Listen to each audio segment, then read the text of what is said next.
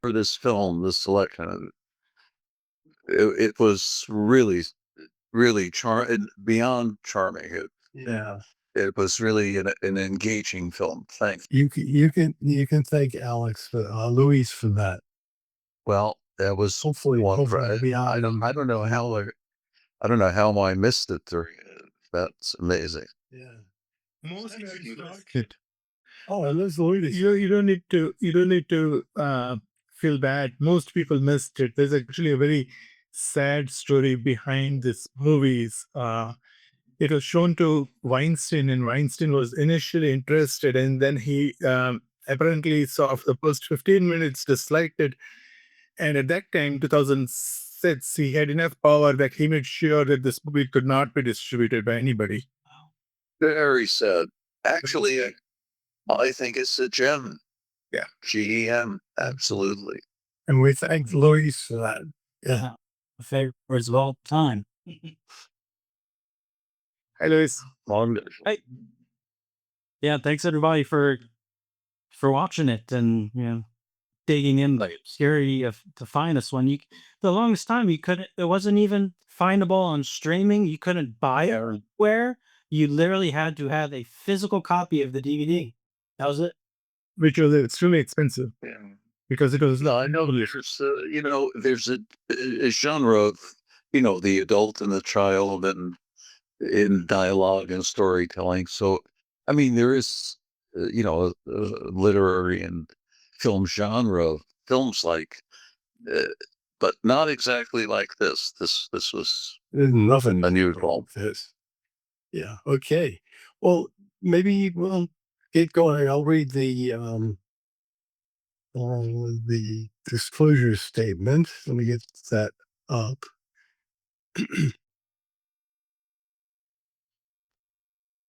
Okay. So the importance of my reading this disclosure statement, which is not particularly important, is that you, the audience, will indicate to the CEO folks that audit us that the disclosure statement has been read.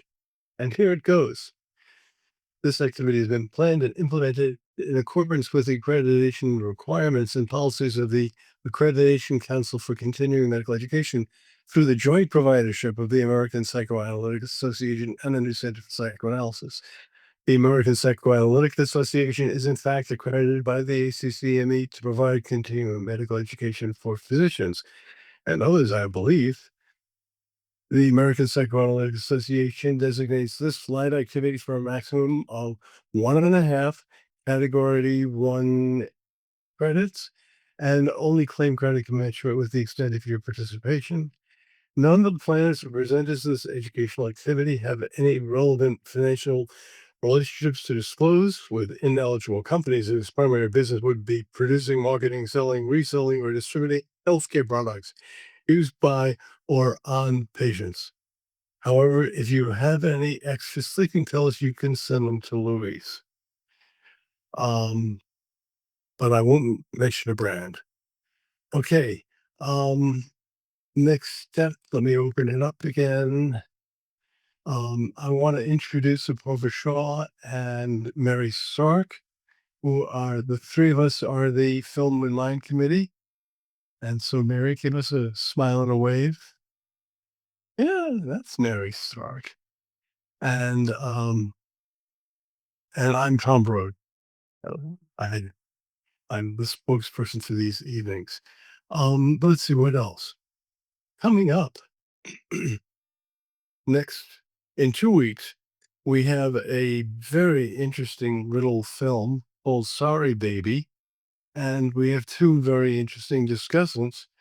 David Downing, who'll be beaming in from Chicago, and Peter Rayner, who is a film critic. Yeah. He's been on every year in February with us. And it was Peter Rayner who recommended Sorry Baby, and I'm very glad to have seen it. It's an interesting film. Now, coming up for the next semester, which will start in March, we begin a week before the Academy Awards. We begin with the presumably Academy Award winning film One Battle After Another. And we have two Fishers discussing, Jimmy Fisher and Mark Fisher.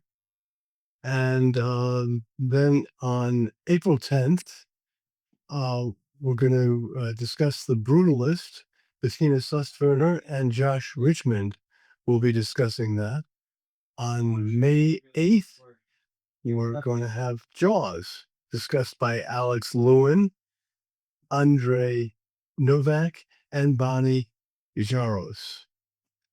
On May 20th, we're going to show Mickey 17, and we have the delight of having Seth Alt and Phil Ringstrom as discussants.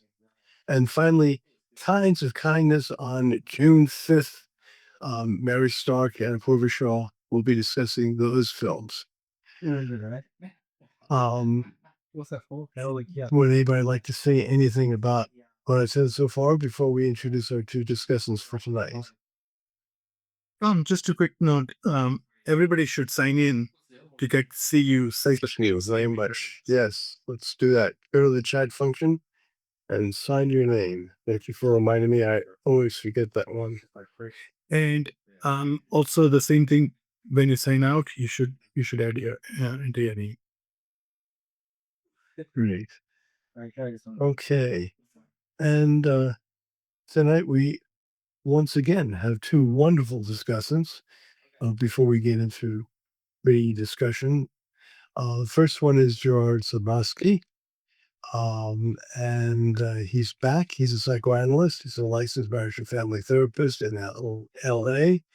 He is on the NCP admissions committee and the psychoanalytic psychotherapy committee. He teaches in the adult psychoanalytic psychotherapy program and the psychoanalytic training program.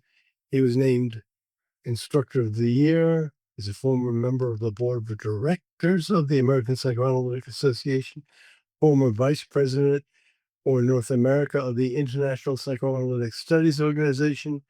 And he's written here that he enjoys participating regularly in the Mind and film series, and we enjoy his participation. We initially hooked him because he told me at that time, shortly after graduating, that he had a policy of never saying no. And I'm afraid he's still shaking out the consequences of that original policy. Our second discussant is Luis Vallejo. He's a psychiatrist, private practice in Great Oak Psychiatry based in Beverly Hills. Beyond managing his practice of multiple clinicians in different states, he's a post-seminar psychoanalytic candidate at NCP with interests in broadly applying psychodynamic psychoanalytic therapy to business and the arts. And if you haven't heard him discussed before, you'll see how grounded he is in the arts. He's got a burgeoning YouTube channel called Wild Mad Psychiatry. He collaborates with multiple colleagues in the media industry to evolve creative dimensions of his career, which are largely philanthropic in intent. And our first discussant for tonight will be Gerard Sobnosky. So let's go to speaker view, and then we'll go to gallery view later on with general discussion. And Gerard, I've got you on speaker view. You're on. Okay, yeah, I'll give you my thoughts here, and I'm looking forward to hearing yours. There's so much. The movie is so evocative. So I look forward to the discussion. So, first, a few fun facts about the movie: that it was shot in 28 countries, including India, Indonesia, South Africa, Turkey, China, Italy, France, Namibia, and others. In Alexandria's misreading, the letter E as the number 3 happened by accident, while the actress portraying Alexandria misread it during filming, and the director decided to incorporate it into the plot. The monkey's name, Wallace, contains a kind of shout out to Alfred Russel Wallace, who at the same time as and independently from Darwin formulated a theory of evolution and natural selection. And upon learning of each other's work, they co-wrote and published a paper. But the next year, Darwin's book on the origin of species was published, which quickly became well known and eclipsed Wallace's contributions to the theories. So in the film, we see Darwin taking credit for Wallace's ideas. And finally, this is from The Guardian 2008. The 6-year-old actress Katinka Untaru was not schooled in filmmaking and wasn't shown the entire script and was only allowed to meet her fellow actors in front of the camera. So as a result, as The Guardian writes, her reactions and interplay are among the most naturalistic, honest, and least cinematic moments ever captured on film. Okay, when I first watched the film, the things that struck me most were how deeply emotional the ending was and the beauty of the cinematography. And over time, as I reflected on the film, I thought about the title, The Fall. Well, there's certainly a lot of falling going on in the film. Alexandria falls before the film, and at the end of the film, the Indian falls after cutting the rope he's climbing. Wallace the monkey falls after being shot, and then so does Darwin. Roy and the Indian's kidnapped wife, they jump, but certainly spend some time falling after they jump. Alexandria's note falls into Roy's lap. Alexandria falls for Roy's manipulation, and so on. So the falls are certainly painful, but maybe if the fall can be survived, it can also be the beginning of a kind of wisdom or knowledge of good and evil, like the Garden of Eden, but with an orange tree. A knowledge of one's and others' false and true selves, of hatred and love. A fall leading to transformation, like a flutere or butterfly emerging from its cocoon, or an orange that grows into a new tree after falling to the ground and decaying. Or, in psychotherapeutic terms, breakdown leading to breakthrough. Thinking of the fall also brought to mind the title of a publication I heard of, something about catching them when they fall, which led me to Christopher Bollas's 2013 book, Catch Them Before They Fall. So I ordered it and read it, an easy reading book of a little over 100 pages, and it turned out to be, at least in my mind, a useful lens through which to understand the film, but more on this later. The other thing that occurred to me shortly after watching the film was a phrase I've heard my analyst refer to several times over the years: only connect.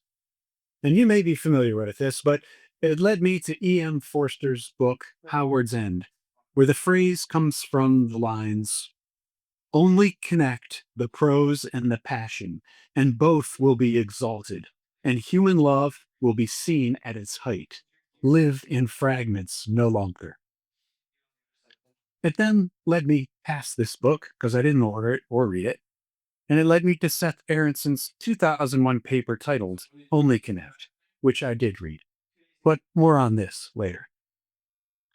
I want to first take up a few questions that occurred to me after I watched the film and started to reflect on it. My first question was, who are the characters in the epic story? Because it took me more than one viewing and a little bit of online searching to figure out that all of the major characters in the epic story are people from Alexandria's life and surroundings. The film's been compared to The Wizard of Oz and other films where characters from the protagonist's life appear as characters in a story within the story. However, this film is a little different because the story is co-constructed.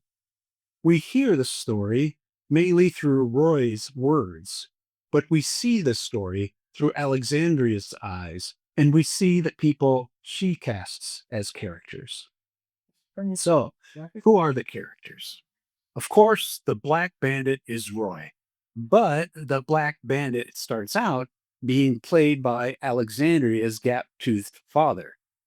And when Alexandria complains about the accent Roy is using for the character and points out to him that her father is dead and tells Roy to use his own voice for the character, from then on, Roy is the Black Bandit. The other characters.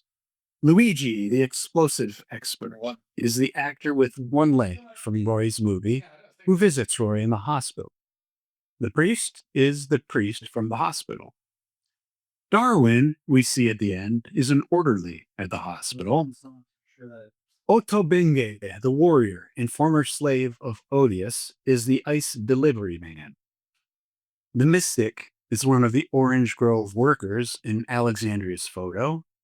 The Indian is the other Orange Grove worker from her photo, and Odius's soldiers are outfitted in the protective gear of the X-ray lab technician. Odious, when we eventually meet him in person, is, of course, the movie star who stole Roy's girlfriend. And Odious may also represent something else, but more on that later. My next question was, what are the functions of the epic story? Well, just come back tomorrow with some morphine pills and I'll tell you all about it. The core of the film, the striking, memorable, beautiful, fanciful, tragic, redemptive, epic story. Why use such a story, told in such a way, portrayed by such actors, to portray a breakdown and breakthrough? Well, on the surface, Roy tells the story to entice Alexandria to repeatedly return to his bedside so he can manipulate her into stealing enough morphin-3 to end his own life. Roy may also be identifying with the aggressor at the end of the story, making Alexandria suffer as he has suffered. And why was the story so irresistible to Alexandria? One reason is that Roy craftily crafted the story around Alexandria. The first story being about Alexandria the Great. And he set the epic story in India after learning of her friendship with her Indian co-workers and incorporated elephants because of the small elephant in her box of treasures. And perhaps Roy was also aware that Alexandria, like himself, needed a good story of revenge. That part of her was confused and angry about the angry men that had burned down her house and killed her father. This, together with Roy's existential crisis, finding himself in a world where he's extraneous and suffering profoundly with no chance of redress. It brings to mind the line from King Lear. As flies to wanton boys are we to the gods, they kill us for their sport. Like the scene in the hospital, showing the sick children one by one, and the scene where the mother's mind refuses to accept that her son has died of multiple snake bites. When the serpent strikes, where is God? There's ample religious symbolism in shots of the crucifix in the film, and Alexandria does seem to have a bone to pick with the priest, throwing oranges at him and stealing the communion wafers. And in the story, they're betrayed by the priest during the wedding ceremony with the whirling dervishes. Through this lens, the quest for revenge has an aspect that's indeed epic, a modern Moby Dick, with the majority of the quest being against a faceless, formless Odious, who, while responsible for the many miseries inflicted on the characters, does not actually appear in the story until near the end. And here, Odious, in addition to being the movie star who stole Roy's girl, is akin to Captain Ahab's great white whale, Governor G. Odious O.D. But there's an important difference between Roy and Captain Ahab. Roy, alas, does not go down with the ship. For Roy, unlike Ahab, has a better angel in Alexandria. And together the two of them connect the prose of their epic story and the passion of their hearts. And they are both exalted, and human love is indeed seen at its height. And they are both on their way to living in fragments no longer. And here we see the main function of the epic story. Returning to Aronson's paper, Only Connect, he quotes Holmes saying, quote, psychological health, closely linked to secure attachment, depends on dialectic between story making and story breaking, between the capacity to form narrative and disperse it or re-examine it in light of new experiences. So, to form narrative and to update it in light of new experience. This is what Roy and Alexandria are engaged in with the story. And as Aronson says, This is what happens in attachment, including in therapy. And for secure attachment, it requires reciprocity. It has to go both ways. And he says, citing Lowell, that this mutuality of attachment and narrative making and updating allows for a new object relationship, a new style of attachment that is secure and that moderates the impact of trauma and abuse. Further, he quotes Freud's words in a letter to Jung, which fit perfectly with the climax of the film. Quote, "The therapy is actually a cure through love." End quote. So this then is the function of the epic story. To take Roy and Alexandria from breakdown to breakthrough through the use of reciprocal, co-constructive narrative processing of their traumas that allows for a new secure object relationship and moderates the impact of trauma and abuse. Or, in 4 words, a cure through love.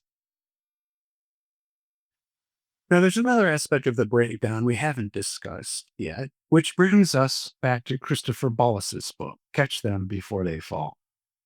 And this is from the back cover. Quote, "The unconscious purpose of a breakdown is to present the self to the other for transformative understanding, to have its core distress met and understood directly. If caught in time, a breakdown can become a breakthrough. It is an event imbued with the most profound personal significance, but it requires deep understanding if its meaning is to be released to its transformative potential." Bollas writes about catching patients before they fall. Before a patient's unresponded to breakdown, quote, becomes structuralized, where the personality reforms itself around the effects of breakdown, reordering the self in order to function and survive under significantly reduced circumstances, heralding a meager future existence, end quote. Or in Roy's case, no future existence. Bollas explains that the breakdown is a psychological necessity mandated by the arrival of deferred issue from events experienced during the self's early life. So, an unresponded to, encapsulated early trauma reactivated by a recent trauma, causing a breakdown. Alexandria's early trauma, the violent loss of her home and murder of her father, is not so far in the past. And we see her relive it in her post-surgery dream, and we see it meet with her current trauma of losing Roy during their breakdown as she heartbreakingly cries, "No more fighting. He needs to go to his daughter. She's afraid." And, "Get up, Daddy. I don't want you to die." Now, we aren't told anything about Roy's past, but might he also be resurrecting an early trauma that's reflected in his current trauma and breakdown? Might he have had an enticing and rejecting mother that left him with what Ballant calls a basic fault and feeling the way his ex-girlfriend has made him feel? In his words, "I'm not a man that can be loved," and like half a man. If so, a career as a stuntman would reward masochistic, omnipotent, and contraphobic defenses of imperviousness and invulnerability. A career that might also repeat a pattern of feeling inadequate and unseen, where one's infantile grandiosity needs are frustrated, as one's grand heroic gestures are assigned to another, and one is only given recognition as an afterthought in tiny letters halfway through the end credits. So maybe that's a final function of the epic story. That Roy, while consciously choosing Alexandria to manipulate and steal for him, has also unconsciously chosen her. Similar to what Bollas says about people seeking therapy before a breakdown. In his words, they have a feeling from within the unthought known that something disturbing is on its way to form some sort of representation. When there's finally somebody there to receive the inexplicably painful, the confusing, the horrifying, most people who are occupied by deeply disturbing self states will break down. So, in the end, Roy and Alexandria have co created their narrative that formulates in words and emotions both of their traumas. And they are present for each other in their excruciating pain in the directly felt ways that allows them a new relational experience that can be internalized as a new object relation. Because of this, we see they are freed from rigid attachment to maladaptive patterns and seemingly freed from, uh, as Alexandria. Okay, we see that Roy is back on his horse, working as a stuntman, seemingly free from his former view that there's no happy ending with me. And we see Alexandria laugh at the slapstick accidents, crashes, and pratfalls in the movie, as through their connection, they are both more free to live in fragments no longer. The end. Nice. Really, really nice, Gerard. Thank you so much. Thanks. And Lewis, you have some icing for the cake. Of course. Yeah, I appreciate the take, Gerard. I'll keep some of the dimensions of a basic approach and technique. Some of the basic theory of psychoanalysis, apply it to them. But my point in my partly spontaneous discussion with you all is really describing the living process and dyad between Alexandria and Roy. And in really ways, in this unique experience, as I was also mentioning to Gerard, really it's Katinka. It is the girl. They chose her on purpose, showing you some English. She was not shown the script before the film. This was a spontaneous child, if you will, pure life instinct, eros, return to innocence, something that I argue is always in the room when with our patients. Um, I love that Gerard also resonated and gravitated towards the concept of love in this. We love our patients, which sometimes that scares us, sometimes it feels off limits, but I'd argue in this film and in this exercise that Tarsem Singh captures, we are seeing an analytic process. We're seeing a live, robust relationship. We're seeing some of the everyday technology of two minds in a room being together and vying with original sin, eroticism, love, and reparation. This is an analytic dyad in a way. So I'm going to make quick notes, try to move fast in the theory parts, and then I'm going to talk about what can we learn from Alexandria? What can we learn from this girl? What can we learn from an innocent primordial other, an immutable other in the room, being as they are?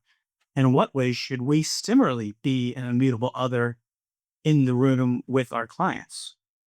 What can we learn from the Alexandria technique? Not the standing up with good posture Alexandria technique, but Alexandria. So a quick note, obviously Reverie is a no here. If you're not familiar with Reverie, example, I always say that is take one of your analytic cases or one of your therapy cases and imagine you guys go on an imaginary adventure to 20 leagues under the sea together, manning a submarine. What does your mind spindle out between you and um, your dyad, your other client? The reverie, the spindled out silk, when you project the reverie from your mind or dream about your patient, will be very revealing of this technology and togetherness. So I expound upon the potency of the tool, the musical instrument that reverie is. Now, reverie in the Ionian time, in Persia, go very open into the session, be a receiver, radio receiver. So in this, reverie is the caretaker's capacity to receive, metabolize, and transform another's raw emotional experience, the beta elements. So unformulated pain, trauma, everything. Beta gets turned into something thinkable, the alpha elements. Alexandria, or the innocent child, pure life instinct, occupies this role, very honestly, as a child. So Roy unconsciously evacuates unbearable affects, despair, envy, aggression into the story. Alexandria receives it, reshapes it with her own imagery, and returns it transformed and metabolized. The fantasy does not originate solely in Roy. It's co-created in the intersubjection out there. Alexander's misunderstandings, such as changing the names, images, outcomes, are not errors. They're also real. This is ad-libbed in the moment of putting the girl in it. They are acts of psychic digestion. She refuses to let the story remain purely Roy's death fantasy and death instinct, and instead bends it towards life, justice, continuity, and eros, the life instinct. In this sense, Alexandria performs this function similar to the analyst's reverie. She dreams the patient is undreamt dreams. Brief note on transference, obviously rich here. Roy's relationship to Alexandria is saturated. He positions her unconsciously in many ways, but the lost beloved object, the rescuing mother, the witness and narrator who must validate his suffering, and eventually the vehicle for his self-destruction.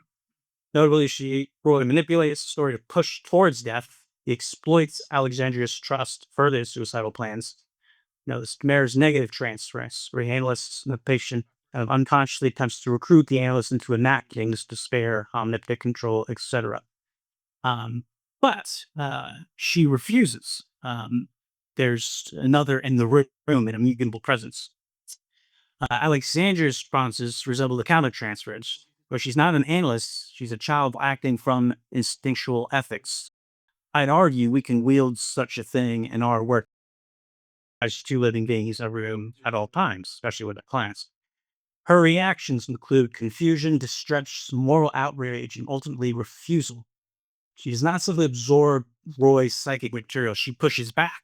She alters the story, claims her share of reality, similarly how we should with our sometimes spontaneous slip of tongues, or we can't help. A patient crumbs this process and can't help but have a spontaneous eruption and being in the room.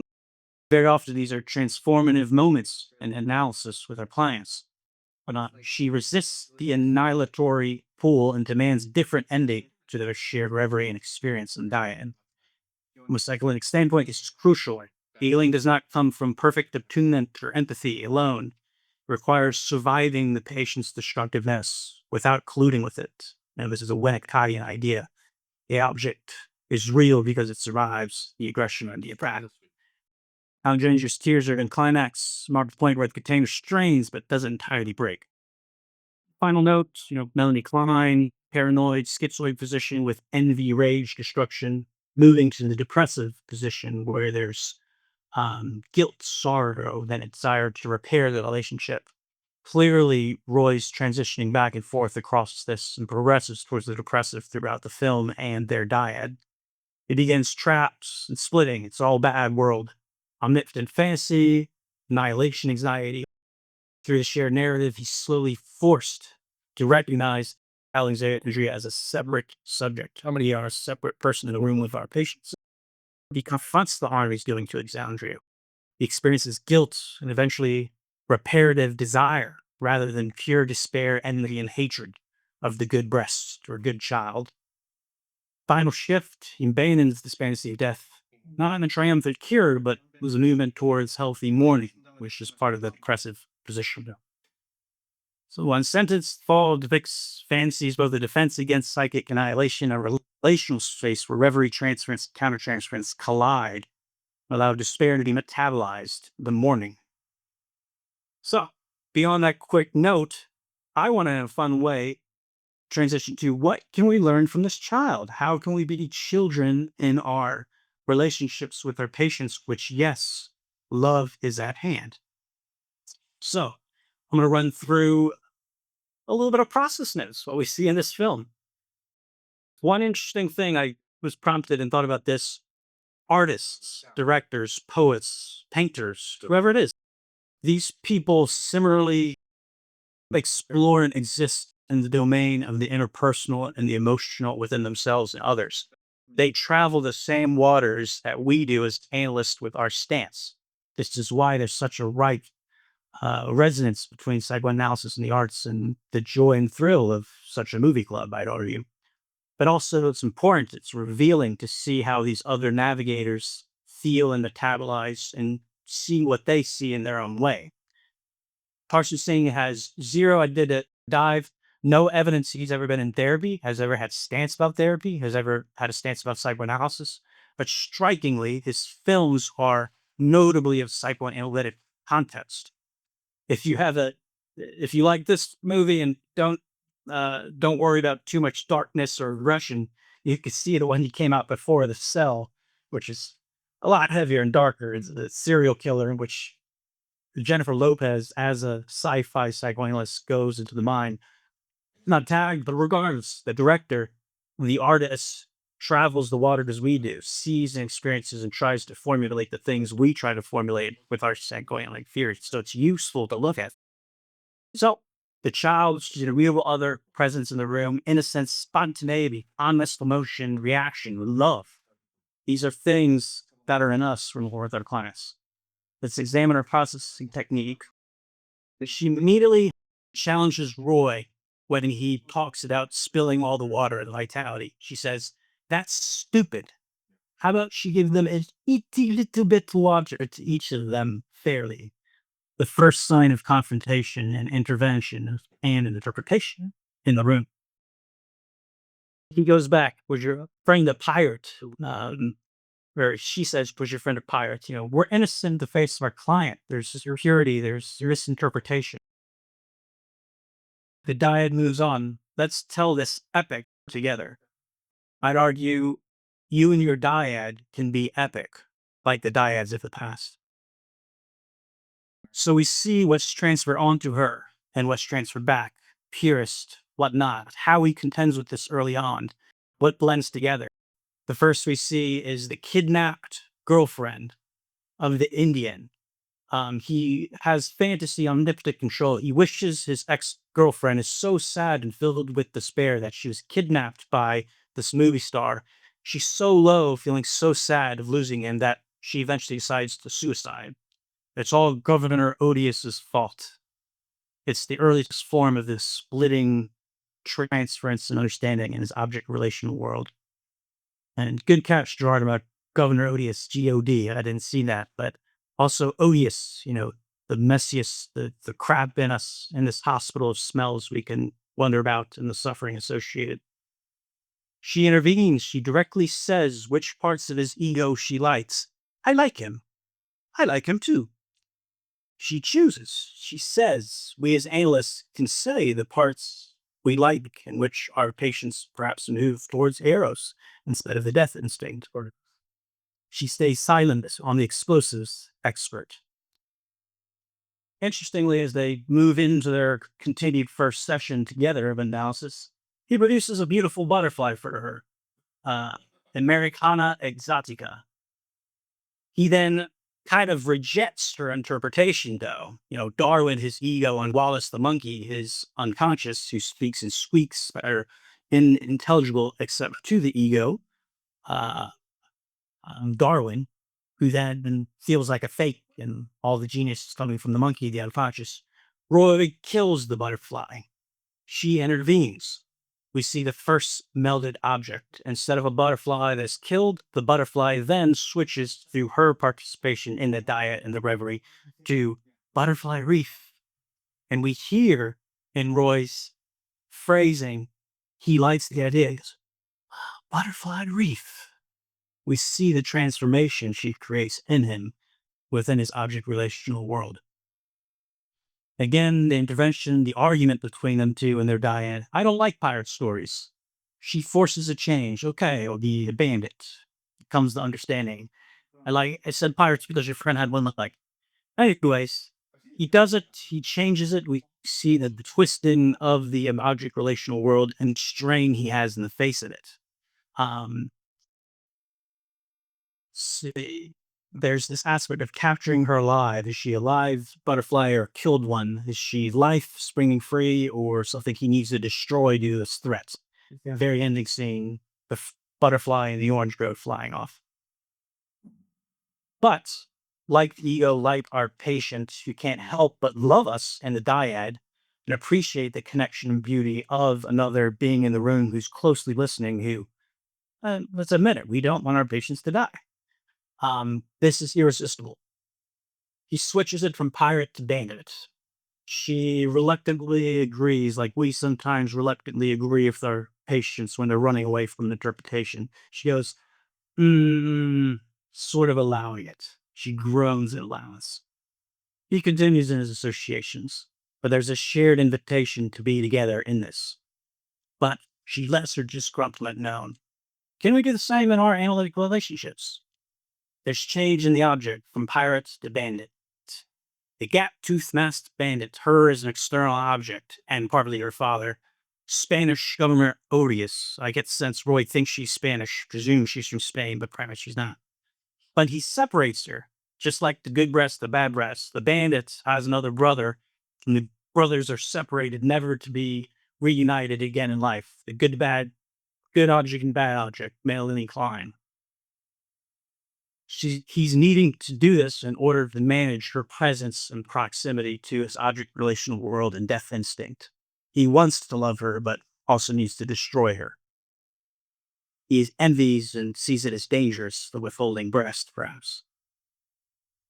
She's not trapped, though. She brings the elephants. I think it's important to realize they're telling a story together. We don't see their full dialogue.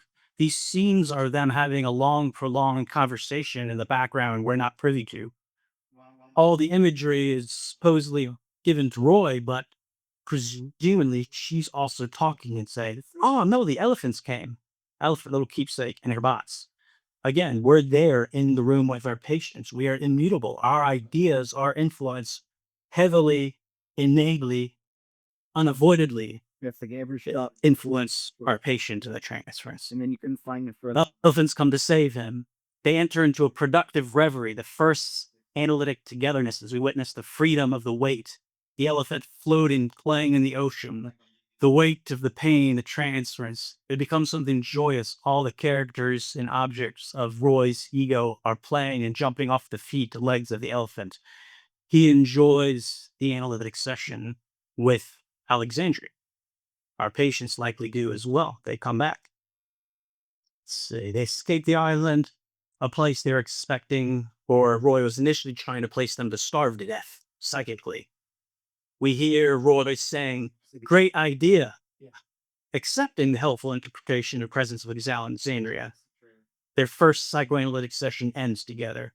We hear from the explosive expert, Darwin, his ego. Where do you get these ideas? Genius. Now Luigi saying this. He incorporates the nutrition from the good breast in way. Landing off the dreadful island, we go to the next point of contact. The next challenge in the face of this progress is a stark, burnt to a crisp, dead tree that's struck with lightning. Powerful. This is the death instinct. This is a taxon linking, as you will, from those theories. Frightening, stark. A warning to her. Don't get too close. She changes it, though, perhaps from a powerful death instinct to something different.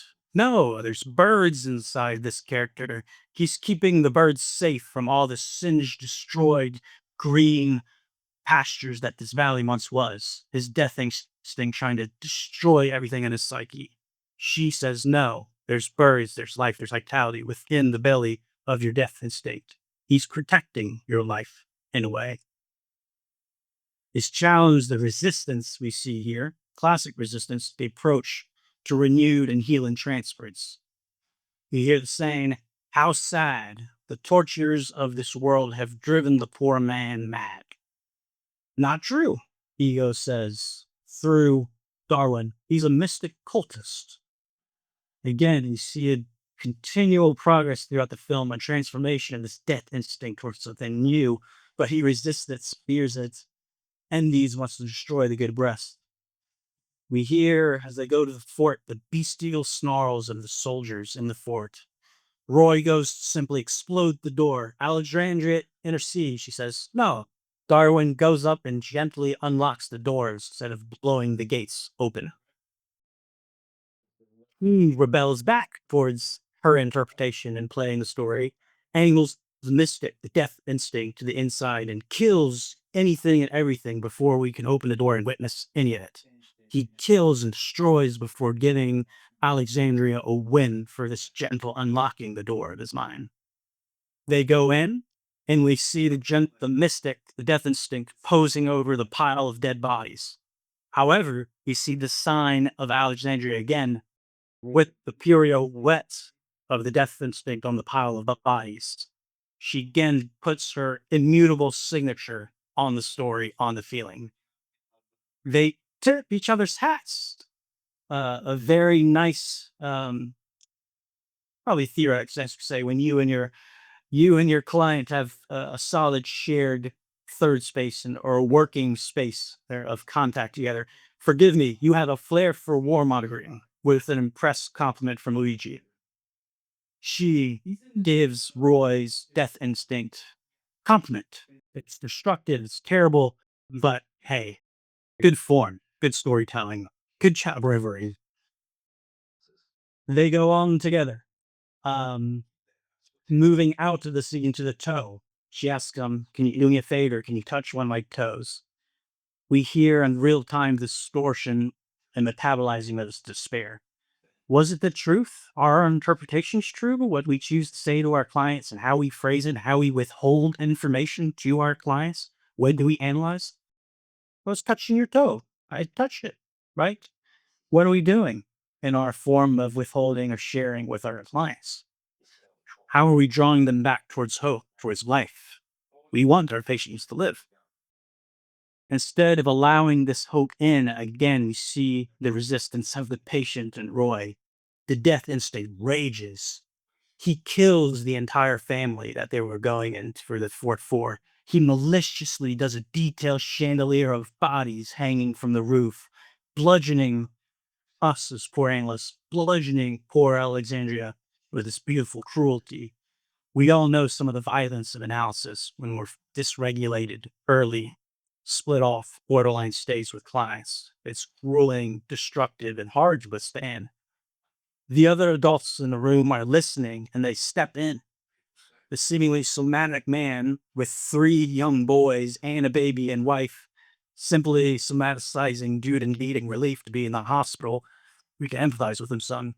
Him and the old man with the teeth are listening as Roy is now crossed the line, bludgeoning Alexandria. He steps in, pulls the towel back, and said, that's enough. What's going on? They put a stop to it. Just like our colleagues in the Institute, our support systems and friends at home help us in this grueling work together, dealing with the primordial state with our clients in the analytic work. Going on, the object of good, the Eucharist, feeding him. Again, good word rest. The next session begins. He apologizes. We see, again, the movement from paranoid schizoid to depressive.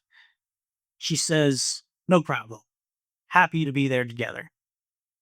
He says, are you trying to save my soul? She smiles nicely. Doesn't answer, doesn't give word. Again, we withhold our interpretations and words, our patient's questions.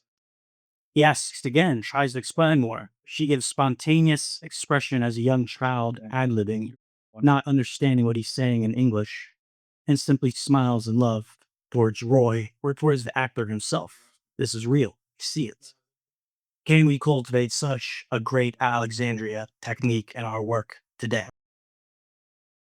He moves on. He splits off. This is where he keeps his strength in the teeth again and retrofits it back to her, separating and connecting the power of their relationship and the love of giving him the Eucharist and trying to save his soul. Regardless, we then move to the next step and phase, which we often see and is argued what happens when you move from paranoid schizoid to depressive. Projected identification. The scene of where he touches the body that is covered in cloth. This is Alexandria. And the body starts getting soaked with blood from his hand, and the blood spreads throughout the whole object. He's now saturating Alexandria, this body without a face, with his pain, with the blood. It's projected identification depicted in the Reverie into Alexandria, the blood seeping in. We know when our patients are soaking us in projected identification too. She rebels. She pings off. Why does he sound like that? Says, he's your father. My father is dead. Shocked. Okay. We hear immediately the pain of that, the desire for reparation to feel bad for harming the good breast, as it were, the good mother, the good object. Make him speak like you, normal. We then see the blending. We see the first emergence of what's called the self-object.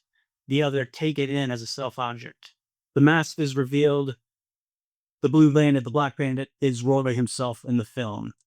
Alexandria is in. She is now a new self-object within himself, both himself and the story and the father and her put together. This is Roy. This is them. This is the self-object. Other elements. The mask's taken off, as I said. A reverie in reality began to progress towards integration. But in this scene at the very end, we hear his continued damn resistance and defense. I will destroy him. It echoes 3 times in the valley. I will destroy him. I will destroy him. This is his whole unconscious cavity. He's still declaring, fuck this object. I'm going to kill it. The death instinct, its resistance, and every Spanish thing, her included, still a threat to her as she approaches him and his death instinct. Take some pillows. You see the greener pastures, the crazy journey together. These are sessions or ongoing dialogue, presumably during a long, boring day in the hospital, which is why Alexandria is coming to see him. Again, she starts out looking for something to do. There's a kid who's half delirious, a kid in iron lung playing with the little thing. She needs something to root and give her love to. This is part of our togetherness, and part of probably what drives us towards doing analysis. We see a long montage of different things, the elders guiding him, all the drawing, all the pyramids, etc. Many sessions going by. Eventually, he arrives, assaults the slave-driven group. Is Governor Otis in there? She says, we must free the slaves. We must free you as slaves of things that are held in this terrible place. He balks, stops the story. She gets angry. Maybe our client wants to end the session early. You always stop at the very most beautiful part where it's very beautiful and interesting. Spontaneous expression. Tells her to sneak over, grab the tablets. We see some of the grotesqueness of projective identification and transference.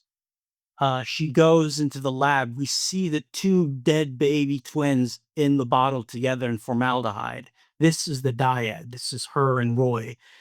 Exposed to something she's not yet should be exposed to. We as analysts are sometimes exposed to deep, dark things as we voyage into the caverns and original sin of our clients. The melding of these 2 babies in this thing is her and the dyad and Roy put together.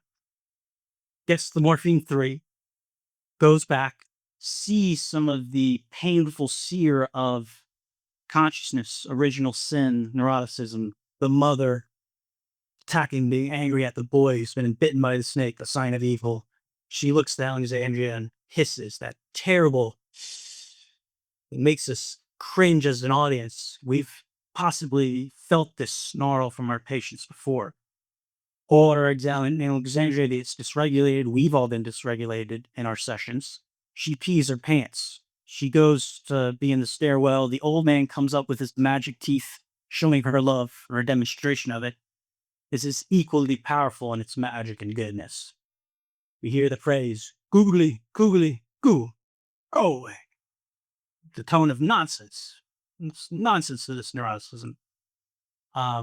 We love each other. We give each other support. Our friends, our support systems, our supervisors in psychoanalysis help us as we face this snarl of original sin and neuroticism as we transverse and get back to the Garden of Eden, where we have to reconnect consciousness and unconsciousness and the terrible blindness and shame and pain that exists as we guide ourselves and our clients back to Eros, back to life, back to the orange grove.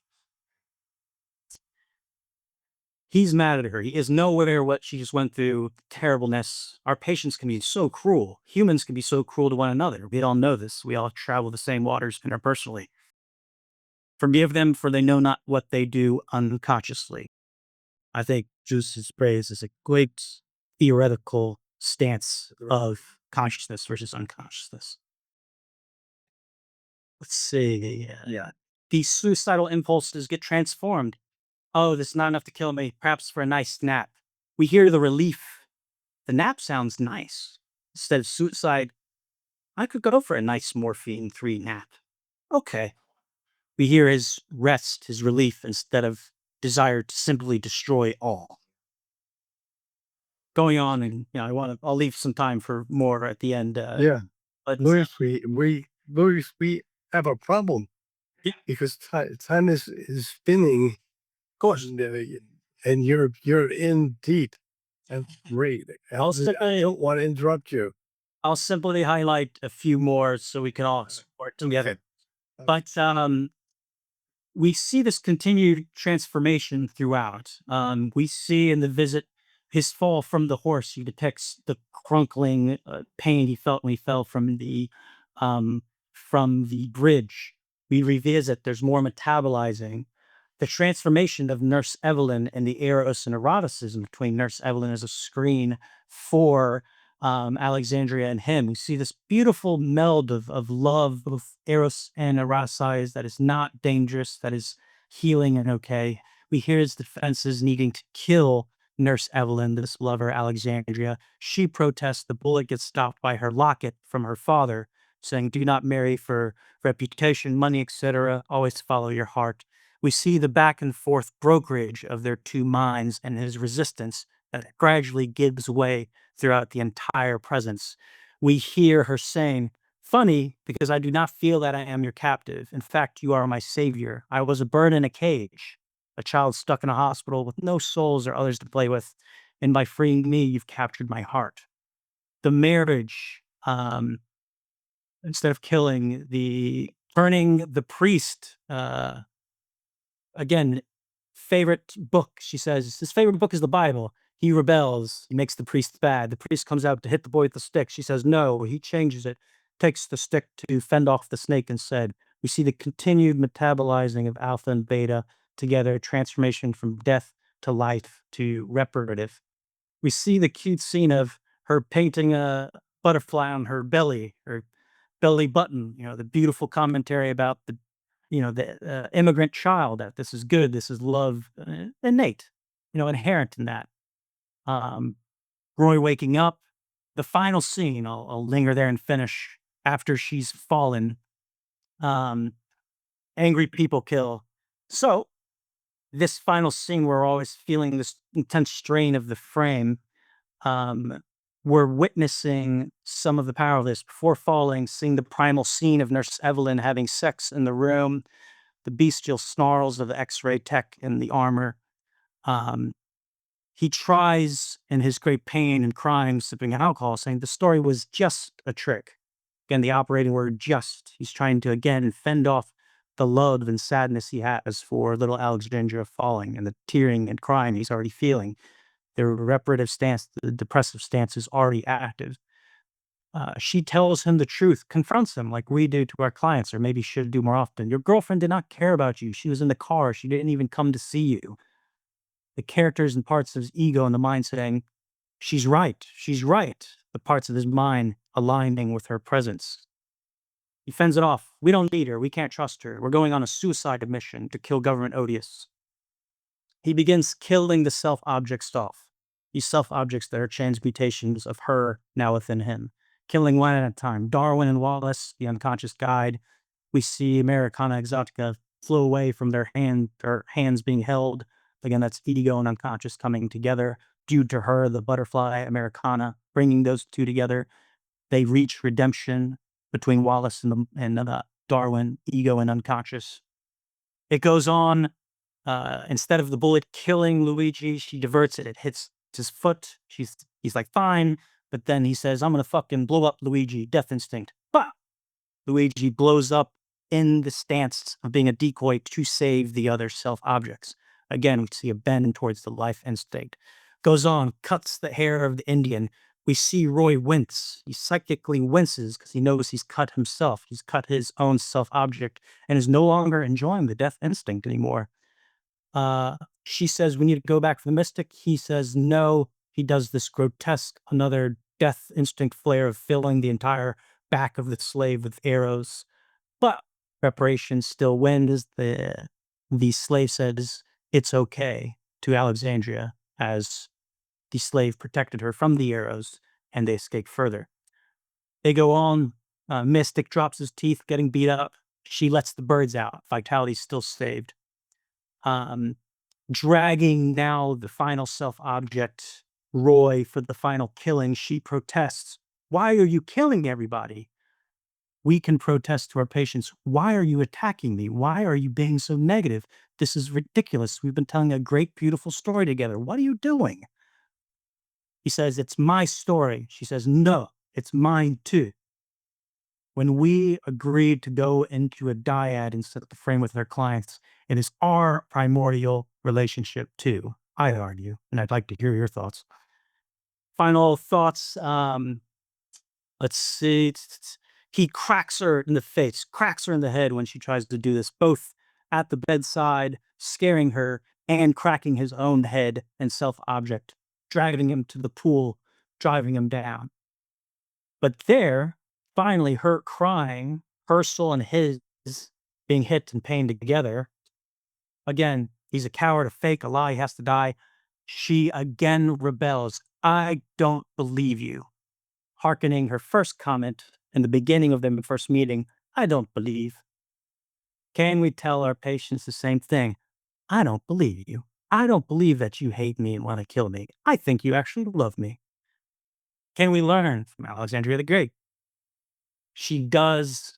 She loves him, tells us. We see the bridging of reverie and transference to the renewed here and now in the room, as we seek to do with our clients. I don't want you to die. Don't kill him. Let him live. They're now here, direct in contact, and the transference together. Holding his breath under the water, just like the very first scene of the movie where it's a still, listless water and a man bursts from the surface for breath.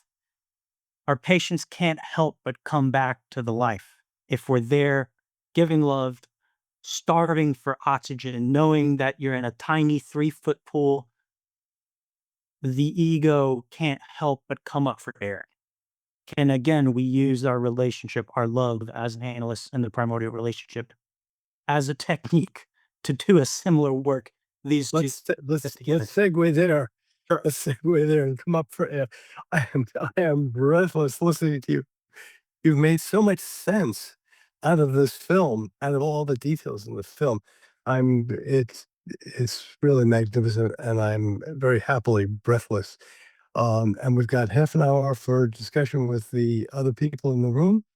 And let's get right into it. Everybody change your view from speaker to gallery and use the raised hand function to jump in for your contributions. And we'll call on people. Let's see what we can do. Who's got a comment? Let's just throw them out. We've been given a lot of wonderful ideas. Mary Starks, throw us an idea. Well, I have a lot of ideas, but I never thought of the dyad between the actor Katinka and Roy Walker as reflective of the analytic dyad, but it's really true. And I really enjoyed you illuminating all of that. I think that was one of the most magical aspects of this whole film for me, watching them together and their bond unfold. And I know I did watch one interview with the actor, and he talked a lot about Katinka, and he has a lot of respect for her and admiration. And I think we were really watching their relationship develop on camera. That Eucharist scene was so delightful to watch, and it felt so real about her saving his soul. It definitely reminded me of the healing power of children and mattering to someone else, and that being the thing that makes people want to live and go on, even in these desperate circumstances and unspeakable loss and grief.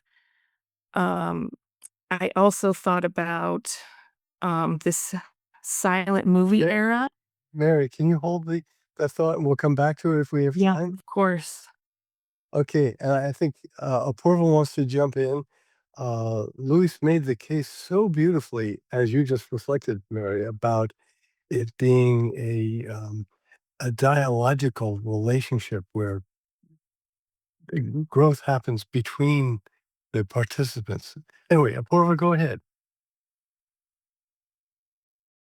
Um, yeah, so thank you, Gerard. Thank you, Louis, for this wonderful presentations. I'm going to perhaps be a little provocative here and suggest a slightly different reading. Now, so so both of you kind of saw this as an analytic relationship, and for me, if I see it as an analytic relationship, it's more in the kind of autofinancial kind of way in which both of them kind of switch being patient and analyst. I don't think that there's very clearly identified analyst and a clearly identified patient. I think both of them switch roles throughout, um, to the extent that I'm not so sure that we can talk about countertransference here. I think it's essentially both transfers. I mean, I think, for example, just a small example of that, Alexandria's transference towards Raw is shown very clearly and very adequately, in which within the story that she kind of contributes to, um, she kisses him on the lips, behind the hat, kind of again, that kind of repression being there. And that's a very clearly transferential moment. And I would not kind of, but I think beyond that, I think, to perhaps it's an occupational hazard, but to view an intimate relationship like this, a beautiful loving intimate relationship that is shown to both start and develop and mature, and to kind of see it through our lens as an analysis, as a therapeutic relationship, I think does injustice to both intimate relationships, as that, okay, they have to be analytic in order to be transformative, and to psychoanalysis, that it somehow is not as different as much of a fourth type of bond that Freud tells us that it is a unique bond which is not replicated anywhere in society. It's not a father, it's not a parent-child, it's not a teacher-student, it's not a peer relationship, but it's a unique bond. So I think that to me, it's enough to see this movie as a movie showing a beautiful intimate relationship which is transformative, as intimate relationships have the power to be transformative, without necessarily seeing it in the light of an analytic relationship. I hope that makes sense in some way. And then my second um, kind of take on this is that, at the very end we hear Alexandria's voiceover, and it's a voiceover, right? And for the first time, we are hearing a voiceover, and it's Alexandria's. It's not Roy's. And to me, that is the key to understanding one aspect of the movie, in that this is her story from the very beginning. This is her narrative, a flashback, whatever. It is her narrative. She has been in control of the entire story from A to Z. And I think that's why the prologue, which is something that is shown in a very different style. It's black and white, it's slow motion, it's blah, blah, blah. There are no words, only the Beethoven's Seventh Symphony in it, is different because that's her reimagining of what must have happened to Roy. And part of this is, I'm not sure that Roy recovered. I'm really not sure that Roy recovered, except in the most important place to Alexandria, in our fantasy. Because we are not shown any clear evidence of it. Yes, we are shown one small movie clip with Roy there, which could easily have been filmed before he became injured. Because thinking about it, he was a paraplegic. He had injured his back and become paraplegic. To imagine that even if he has recovered emotionally, to say that he recovered enough to become a stuntman is stretching reality. So I think that this was, in a sense, Alexandria's story from beginning to end. And I think it's Alexandria who benefits. Oh, Apurva, excuse me, Apurva.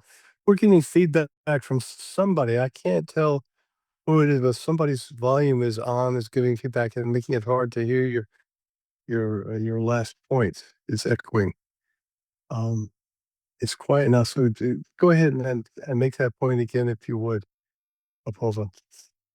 I was just saying that the fact that it is Alexandria's story, and it is Alexandria who definitely recovers. I think the question of whether Roy recovers or not within the narrative itself is left open to being questioned. Roy recovers in her fantasy, and that's all she needs. She needs a father figure. She got that. She needs a father figure for her own development at a very delicate stage. She was 5, remember. Um, and she needed that. She got that. And kudos to Roy for being that to her. Right. It doesn't make what you're saying is that it doesn't make logical sense that the paraplegic Roy would then be able to get roles in movies afterwards as a stuntman. Yeah. Oh, we do see it makes us wonder this before he, and one of my points was because before he rages after the suicide attempt fails, and he was just taking Benadryl, and he says the guy taking sugar pills. We lose Katinka in the massive rage. She's center screen, but we don't even see her anymore due to all the chaos in the background. But before that, the doctor does come up with the X-rays, and there does seem to be a positive valence, like the doctor saying, "Hey, check out these X-rays." And there is that scene that replays 3 times where he sees Roy kind of hitting his head back after he gets hit in the back of the head. That could have been in the past or present, hard to say, but, um, I mean, you raise an interesting point though. To what point is it both their stories, both their redemption arcs? I thought he was injured doing stunts, jumping off a bridge on a horse, right? Yeah, he jumped off the train track bridge into the water, presumably. Yeah. And a nice scene there where they're watching the movie at the end. And we're kind of like all the kids watching the movie. And the scene's coming up and we hear him getting anxious. And then like a boy, he looks to her as the scene where he jumps off, like looking to a mother for marrying reassurance. It's a very beautiful scene.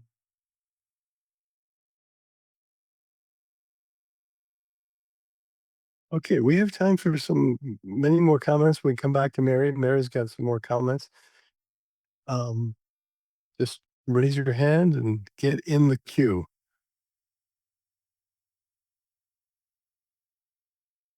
It's been a really terrific discussion so far, and that may be preventing some people from just throwing in their impressions and thoughts, which we need to make a salad of our ideas and reactions. Yeah, and one quick note, I want people to have plenty of breathing room to talk. But I wasn't saying that this is an analytic relationship. I was saying, you know, this is a relationship. They are neutral because they're passerbyers in the hospital. They're not related. So it's kind of similar analytically. But simply, what can we learn from relationships? Again, when we're obviously trying to induce the transference, we're trying to induce the patient's relationship onto us. So, what can we see? What can we learn from a primordial example of a relationship, of a more neutral eros and love, is kind of all I was pointing out. I agree. So I'll ask a question. One of the things that stayed with me is the scene where Nurse Evelyn is telling him, when when you captured me, what is it? You stole my heart, something like that.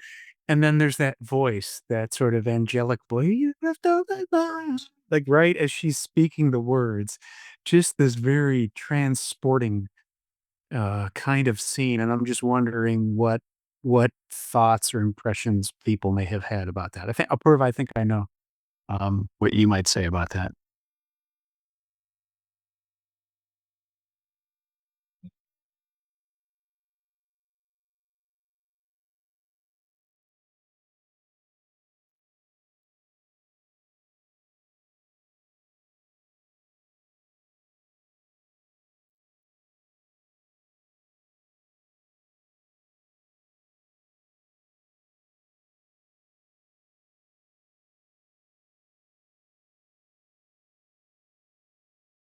Okay, we're not getting a lot of raised hands. So Mary, I know I cut you off a few minutes ago. This is a chance for you to continue some more of your thoughts and reactions. Well, that's okay. I was just the movie made me think about fantasy and reality, and especially working with actors. Um I mean, I there is this book, Silent Movie Stars, 25 Perilous Tales of Early Hollywood, and they all come from tremendous trauma. And it made me definitely made me think about the function of fantasy and storytelling for people to integrate real trauma in their lives. And that's what I interpreted the function of the epic tale to be, that Roy Walker was trying to make sense of this devastating event through fantasy and storytelling. And I saw Odious as the studio executive who put him in danger um, with the stunt. So that was, and we all, bring our own projections and meanings into film. But yeah, the issue of fantasy and storytelling and how important that is for people to help them process the unspeakable. Yeah, and we have to wonder what's going on with Tarsem Singh. Both his movies are very similar, The Cell and this one. They're two minds coming together. So I was trying to learn more about Tarsem, but can't really find too much. He's really plays out this vehicle a couple times.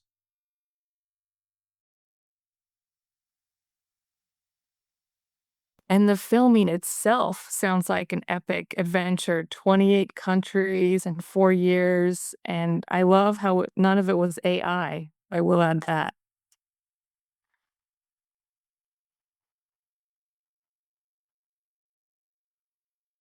He did use CGI to small extents, from the butterfly, some of the monkey scenes. Um, there was The coloration of the town, blue color of the town. no, that wasn't CGI. He actually there is a town in India called Jodhpur, in which traditionally people do paint their walls blue. And he thought it wasn't blue enough to show up on the movie, so he distributed free blue paint to hundreds of households and to give them a fresh paint. So that actually wasn't CGI. Okay. But Tarsem Singh does have more range. He has his latest movie, which I loved, is Dear Jussie, which is kind of based on a true story, a very unfortunate true story. Has a very different tone, very different, very very different type of movie. Uh, I wanted to also um, respond to what you said, Mary, in terms of Luis's commentary. How the movie is the movie shows how analysis is co-created by two minds, and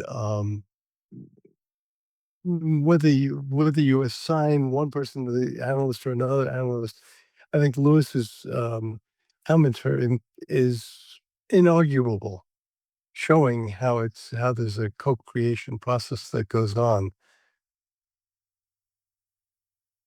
and as happens in an analysis. Well, let's hear from some of the other people. We still got 10 more minutes. We can quit early if you really want to, but that'd be a shame after we've had so much today. Even thoughts or impressions, or what you're left with, or what you felt, or favorite scenes, or whatever struck you, I'd be interested to hear. Real quick, there was little comedy, we say, like comedy mature defense mechanism. When Darwin dies, he kind of cheekily says, "It was the natural order of things." Or with Odious at the end, he even doesn't kill Odious in the end. Odious is sitting there in the pool saying, "I don't feel so well." His killing rampage ends. He switches to humor.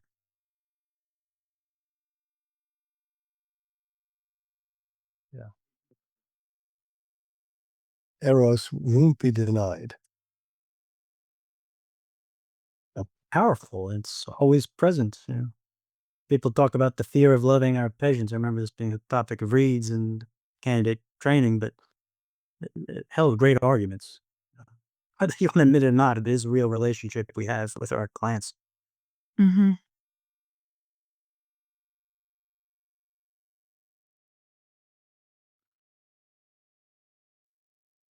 I will say you made me spend time with all the children in my life.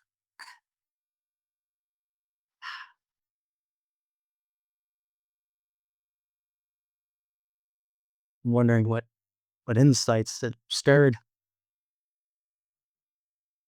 Yeah, well, and also just how wise children are.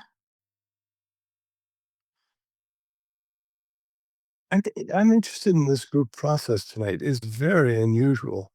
We have more than, or let's say we have half the people who are here have their videos off or are not present. You're here as ghost presence, but I think that you're here, the half of you who have your videos off and are not participating. We have the two discussants and the three people on the committee as I think the only people that has made any comments. Very unusual group process tonight. Emily, hi Emily, thanks for turning your camera. I'll chime in, and since no one else is. The thing I'm thinking about is about how Roy uses her to get his drugs so he can kill himself. Talk about trauma.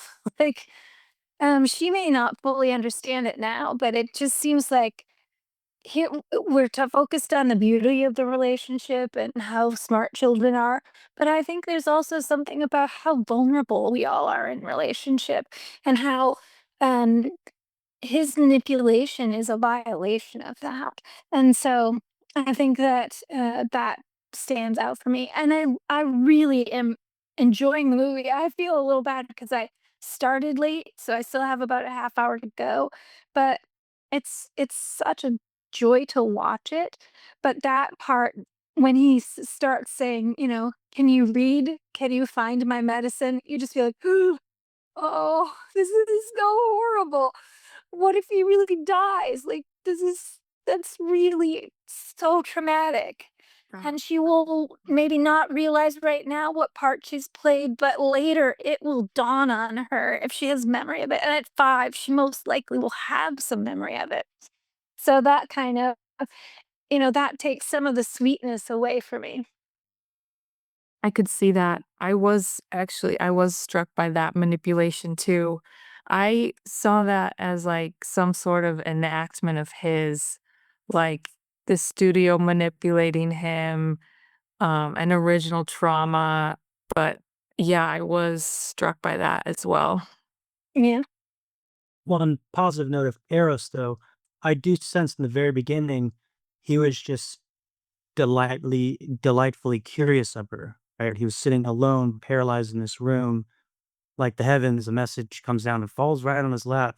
Cute little girl with an arm like this. How could anyone not be delighted or curious? I think he was at first delighted. It was still Eros who first brought them together. Then the manipulation occurred.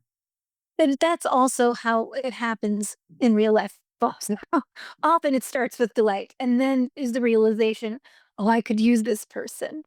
Beautiful, Emily. That's right. None.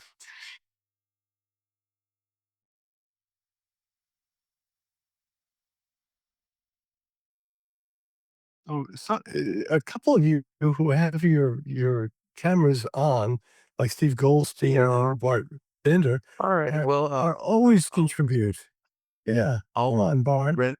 I'll render a few comments. First of all, I thought Gerard made a very good point in the sense that Roy may have suffered an early loss, an early trauma, which made the romantic loss really exaggerated. I mean, it's more than just an edible thing with a strong villain taking the girl. There was something really deeper, much much deeper about that. And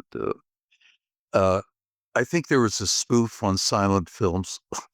I thought of remember the song "The Sheik of Araby" and all.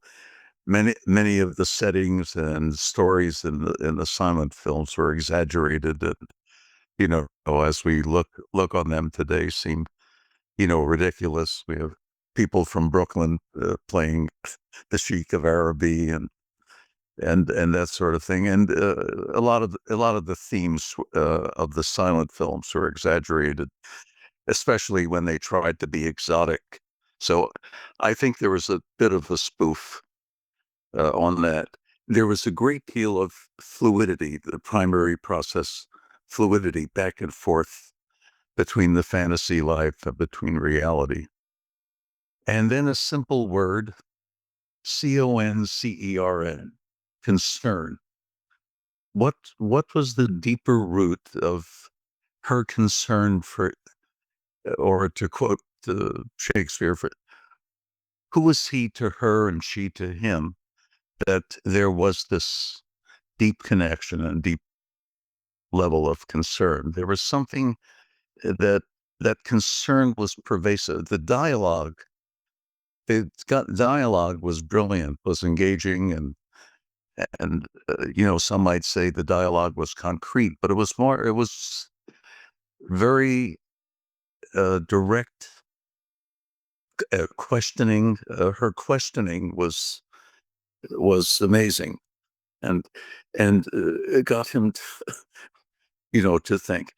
As the story was emerging, of course, he was, the idea that he was like a Pied Piper manipulating her, or, trying to, to get the morphine and so on. But there was something very deep there that brought them together.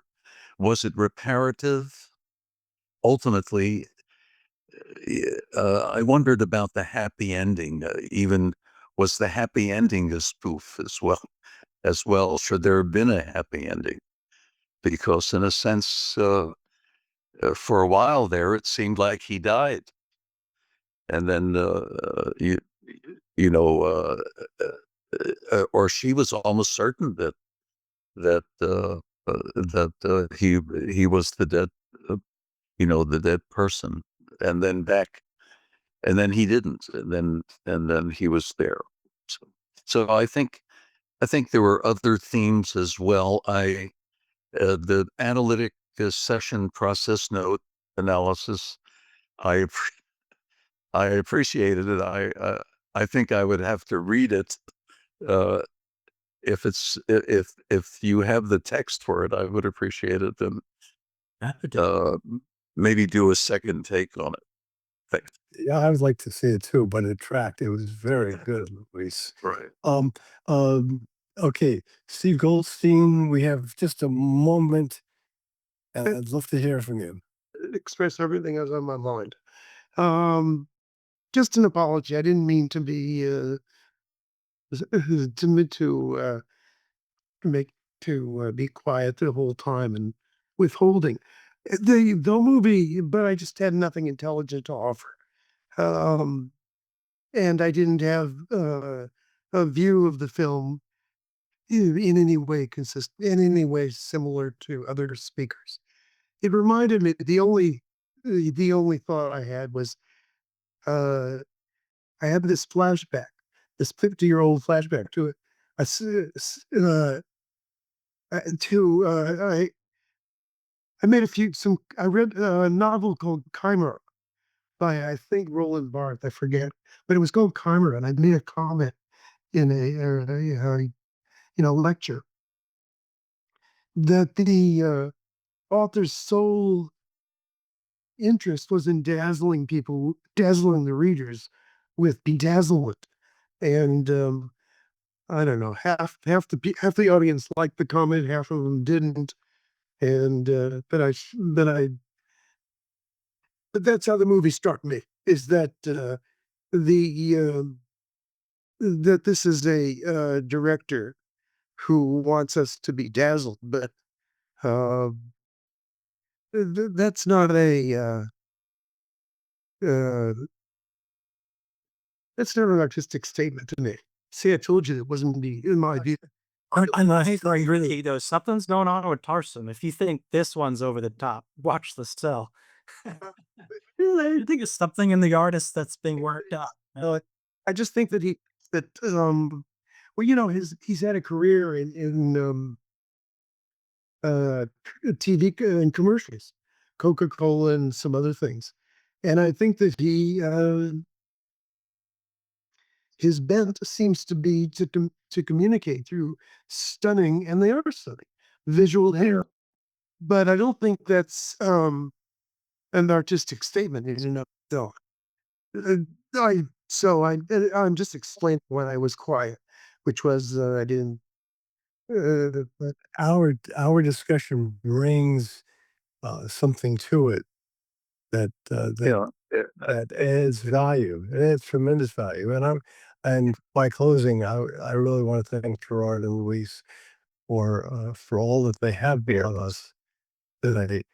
In 2 weeks, we're going to meet again and talk about Sorry Baby, a very interesting movie that deals with trauma in a really unique and successfully brings us through and carries us without losing us through the whole film. Very interesting film. Looking forward to the discussion in 2 weeks. See you then. Good night. Good night. Thank you so much. Everyone. Good night. Thank you. Thanks to everyone. Thank you, Tom. Wonderful. And Louise, thank you. And Oh, sign it out. That's right. Everybody's got to sign it out to get credit. Louise and Gerard, A+ from the professor. Thank you.